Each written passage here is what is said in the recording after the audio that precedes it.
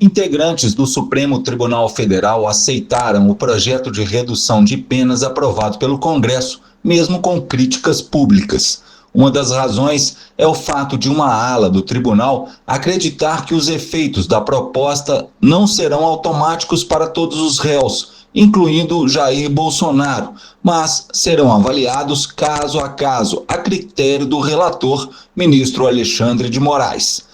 A ideia de uma anistia ampla, defendida por apoiadores do ex-presidente, foi totalmente rejeitada pelos magistrados, mas à medida que essa proposta inicial não teve o apoio necessário para avançar no legislativo, ministros e parlamentares estabeleceram um diálogo em torno dos contornos do texto, que foi aprovado nesta semana no legislativo. De acordo com 2 ministros, assessores de magistrados da corte e pessoas próximas ao tribunal e às discussões ouvidos pela agência Folha, uma ala do STF participou de conversas para a construção do texto, tanto na primeira etapa, quando tramitou na Câmara, e depois com o envio ao Senado. Essa participação de magistrados, segundo as pessoas consultadas, envolveu sugestões concretas para a redação, incluindo até mesmo Moraes. Procurado pela reportagem por intermédio da assessoria de comunicação do tribunal, o gabinete do ministro não respondeu. Apesar do envolvimento de ministros na discussão do texto aprovado pelo Congresso, integrantes da primeira turma, encarregada de julgar a tentativa de golpe de Estado, manifestaram opiniões contrárias à redução das punições, defendendo o trabalho da Corte ao longo dos anos. Na terça-feira passada, Moraes criticou a redução de penas ao final do julgamento que condenou por unanimidade o ex-diretor da Polícia Rodoviária Federal, Silvinei Vasquez, e outros 4 integrantes da trama golpista. Não é possível mais discursos de atenuante em penas aplicadas depois do devido processo legal, aplicadas depois da ampla possibilidade de defesa, porque isso seria um recado à sociedade de que o Brasil tolera ou tolerará novos flertes contra a democracia.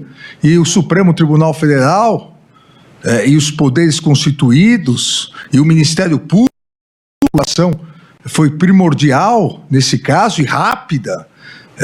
As instituições e os poderes não tolerarão, como não toleramos, qualquer atentado contra a democracia, o Estado de Direito e as instituições democráticas. Exatamente nesse sentido é que a aplicação da pena tem fundamental importância, com imparcialidade, com igualdade, com coerência, mas é importante que a resposta estatal, como disse nosso presidente da turma, ministro Flávio Dino, a resposta estatal não é vingança, mas a resposta estatal deve ser dura para punir aqueles que tentaram acabar com a democracia no Brasil.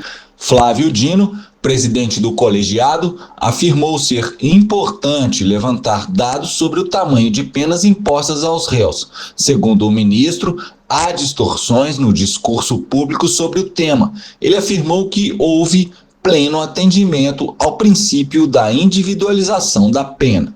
Especialista ouvido essa semana em O Tempo News, no canal de O Tempo, o advogado Paulo Crossara disse que o cálculo de redução de penas pode não sair como é esperado pelos condenados. Estão falando por aí de agora o Bolsonaro vai ficar preso só 2 anos.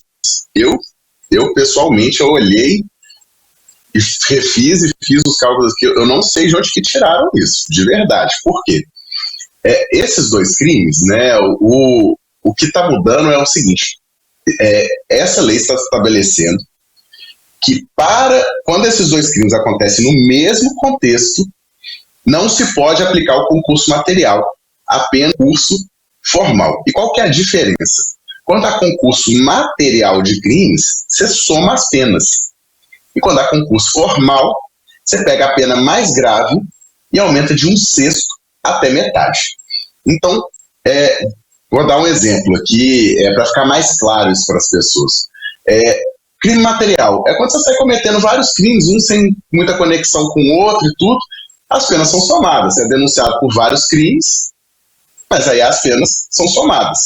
Quando com uma só ação, eu cometo 2 crimes, então, um exemplo mais simples, eu dou um tiro numa pessoa que atravessa essa pessoa e fere outra, então tem uma tentativa de homicídio e uma lesão corporal. Isso é um concurso formal. Quando você é condenado pelos 2 crimes, mas como é uma conduta só, você pega a pena mais grave e aumenta ela, né? E o que o Congresso está fazendo é impondo ao STF que ele tinha feito o concurso material, soma das penas, e ele está impondo o concurso formal. Então, o que o STF vai ter que fazer? Ele vai ter que pegar a pena mais grave, que é pela tentativa de golpe de Estado, que é 8 anos e alguns meses, e vai ter que elevá-la de 1/6 até metade, excluindo a pena de 6 anos e também alguns meses, que é pela tentativa da abolição do Estado Democrático de Direito. Então fica só a pena do golpe de Estado, ele não está sendo absolvido de nenhum dos crimes, né, mas fica só a pena do golpe de Estado aumentada.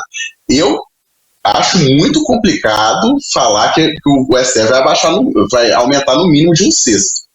Né? Pelas declarações do Alexandre de Moraes, acho que ele não está gostando dessa história. Então é bem provável que ele possa só aumentar na metade. Né? E se ele aumenta 8 anos, né, e alguns meses na metade, isso já dá mais de 4 anos.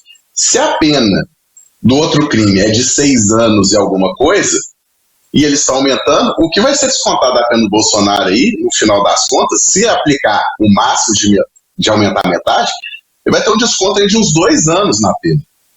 Não é muita coisa, né? Para uma condenação de 27 anos, cair para 25, né? Não é tanta coisa assim, né? O que muda também é a questão da progressão. Só que o Bolsonaro está condenado também por ser líder de uma organização criminosa. Em 7 anos, né? Se eu não me engano, essa condenação. E para esse crime a progressão é de 50%. Então você pega que vai ter uns 3 anos aí pela organização criminosa, mas isso, você chega a mais ou menos que em vez de progredir em 6 anos e 8, vai progredir nos 105, talvez. Né? Então, essa questão de estão falando, isso aí é anistia. Não, está muito longe de ser uma anistia. Né? E também, né, eu acho que foi o Sócias, né, o líder do PL no Congresso, falou que o Bolsonaro vai ficar preso 2 anos. Eu também não sei de onde que tirou esse cálculo. O chamado PL da dosimetria foi aprovado na quarta-feira passada no plenário do Senado com um placar de 48 votos a favor e 25 contra. Como a Câmara já havia aprovado a matéria, a proposta agora segue para a sanção presidencial. E o presidente Lula afirmou que vai vetar o projeto. Ele também negou qualquer participação do Planalto no acordo que viabilizou a votação da matéria no Senado. O chefe do Executivo tem até 15 dias úteis após o recebimento da matéria para vetar.